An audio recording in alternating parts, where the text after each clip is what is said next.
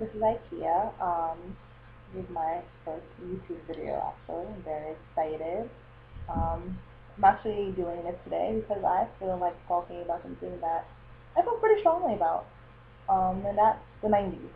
I'm a big 90s fan. I've always loved the 90s. And everyone who knows me knows I talk about the 90s so much now because we're heading into like 2011. Um, and one of the things I loved about the 90s was the television shows, and specifically on Nickelodeon.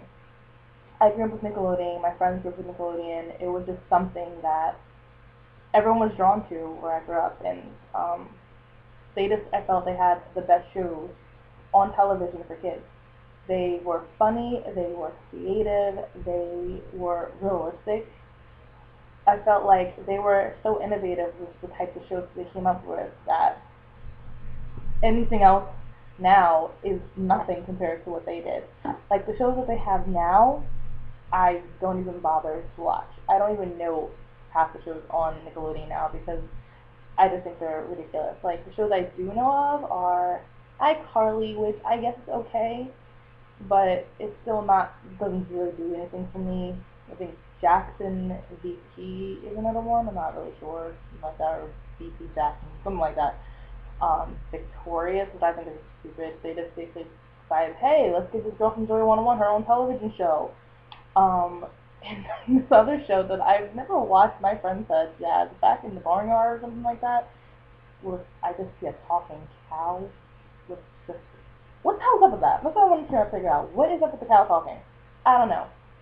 To me, Nickelodeon just butchered their channel, and I feel like they have way less viewers than they did back in the 90s, and even early 2000s. They have pretty good shows. Um, I really wish that they would come back with some of those shows because I love them, and everyone else I know loves them just as much. Um, I think one of my favorite shows was Doug. Doug was just something that, like, yeah, it wasn't the most dramatic show. It was pretty simple. It had like a simple theme song in the beginning, and um, but I think what everyone most remembers about the show is the different colors people were. They weren't typical colors. Like I think Doug was the only one that had a normal color skin tone. Everyone else, like his best friend Pete, like had blue skin. Um, Roger the bully had green skin, and his cat was pink, and then Patty Mayonnaise was orange. Um, I just think that show was just so funny because of the skin tones, and I thought it was a great show because I felt like it represented ideas and feelings that most kids at that time were going through. I remember one episode that I watched and I liked was the one where Doug was trying to figure out whether or not to give into being a trendsetter or not. And I think that most kids at that age, when you're 12, 13, 14, you go through like a mini identity crisis trying to figure out, should I give in to fit in with people or do I just remain who I am and just risk whether or not people accept it or not? And I think Doug went through that throughout his middle school years and high school in the cartoon. And I thought it was a great, realistic portrayal of what we go through on a regular basis. Um, I mean, it wasn't the funniest show in the world, but I thought it had some great ideas, which is one of the reasons why I kept watching it. Another show I loved was Hey Arnold. I love that show. I thought that was just such a funny show about some fourth graders who basically were just badasses. Um, you had Arnold with the little people always thought was a skirt, the long shirt, his little hat, his football head. I thought that was the best idea to do for the show. You have Gerald, the cool guy. Like he's just like so smooth and like everyone thinks he's like the coolest person ever. You have Helga G. Pataki, which everyone knows as the girl who was just mean for no reason. Like she just was like total badass to me. Like I loved her. She just didn't care and just I loved how she had like this secret identity to being like this sweet, nice person and her secret love for Arnold and I thought that in itself was just hilarious. How she just went throughout this all the seasons, basically just being secretly in love with this one guy. And I think at that age we all had that one crush that we liked and we just never told. I mean, everyone I think went through that. When you're like in the fourth grade, fifth grade, or third grade, even like you like someone, you'd never actually say, "Oh, I like you." You actually say, "Hey, I'm going to be mean to you today." And I love that they portrayed that in a cartoon. And just the scenarios that they got themselves in, like the one where they were downtown as fruits, I thought was hilarious. Um, Arnold's grandparents were a crackerjack to me. Yes, it is a crackerjack. They were hilarious. The fact that his grandmother had amnesia like every other day, and his grandfather was like the strongest person to mankind. He looked like he could like bench press like 500 pounds.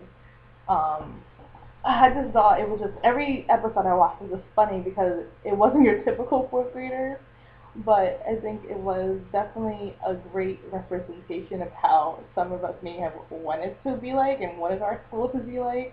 Um, Another show that I actually loved was Keenan and Kel. Keenan and Kel were the funniest duo in comedy, I think, on Nickelodeon. I know they have Drake and Josh, which I love. I think Drake and Josh is a great show. It's a different version of Keenan and Kel to me, though. And you can't beat the original. Keenan and Kel was just funny. They just got themselves into trouble, and I think everyone knows Keenan and Kel for Kel's famous line as he loves orange soda.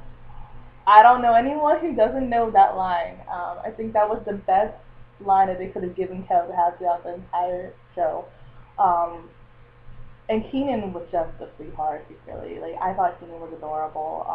He was just so nice, and he was a bit mischievous. He liked to get himself into trouble a bit though, and Kel just wound up in trouble not even realizing it. I really missed that show, and I cried the last episode. I was really sad when they ended it because I thought it was just such a. I don't think it was really so much realistic to our lives, but I just thought it was great humor. Like the stuff that they joked about was actually funny. Unlike today, where some of the stuff that on TV shows, other people are laughing hysterically, and I'm just kind of like, it's not funny at all. Um, Another one, which is kind of like Keenan and Kel, was actually where Keenan and Kel got their first start from, was All That. Oh my god, the theme song for All That came on, and you couldn't help but to just dance to it. You're just like, oh. I love that show, the original, not the like new one that they came out with in like 2001. No, the very original. It's the first like 3 seasons, maybe 4 even. I'll take. Were exceptionally funny. Like it was like Saturday Night Live to me for kids. Like the sketches that they did were just so humorous. You would be laughing from beginning to end. I think one of my favorite sketches that they did was the Repairman. I love that one. I love the Axe Amanda. I thought that was funny.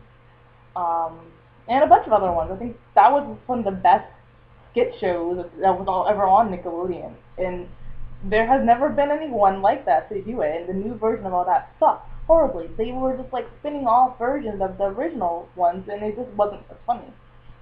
Horrible, horrible, horrible. I miss you, All That. Please come back. Come back. Just one more season. And the last show I want to talk about is one that everyone knows, everyone loves. You each had your own character that you liked. Was the Rugrats.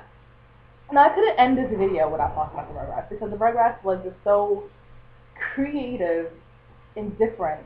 I mean, you have a show with talking babies, with a screwdriver in his diaper, and just the fact that everything they just got into so much trouble. Like just not even trouble, they never got yelled at really, but they just got into so much stuff and you're just like, you're one. Like, how do you even know how to do this? Like this I loved it. I thought Tommy was so cute.